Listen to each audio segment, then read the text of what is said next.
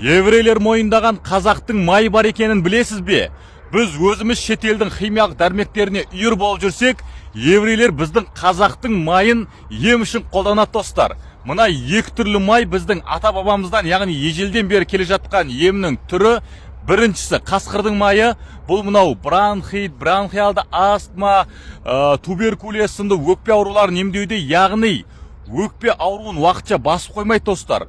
Өкпенің иммунитетін көтеріп, мына тыныс жолдарын ашып, өкпедегі суық қақырықтың барлығын шығаруға көмектесетін өкпе ауруларына таптырмас емнің бірі достар. Ал екіншісі мынау тері иммунитетін қалыптастыратын өзіміздің шығыс Қазақстанымыздың орман жаңғақ майы, яғни псориаз, экзема, акне сынды созылмалы тері проблемаларын жеңу үшін мына бірінші кезекте тері иммунитетін қалыптастыру керек. Ал тері иммунитетін қалыптастыратын ол тек қана орман жаңғақ майы достар. Ал біз шетелдің мына химиялық дәрі-дәрмегін қолданып жүрміз. Мына өзіміздің орман жаңғақ майын еврейлерге бере бермей достар, өзіміз пайдаланайық.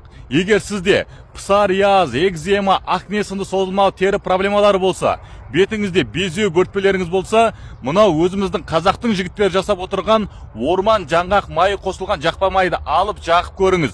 Рахметіңізді айтатын боласыз. Дәл қазір 2+1 акциясы жүріп жатыр. Тапсырыс беру үшін 877-777-96-33 нөміріне хабарласыңыз. Қазақстан бойынша жеткізу тегін достар.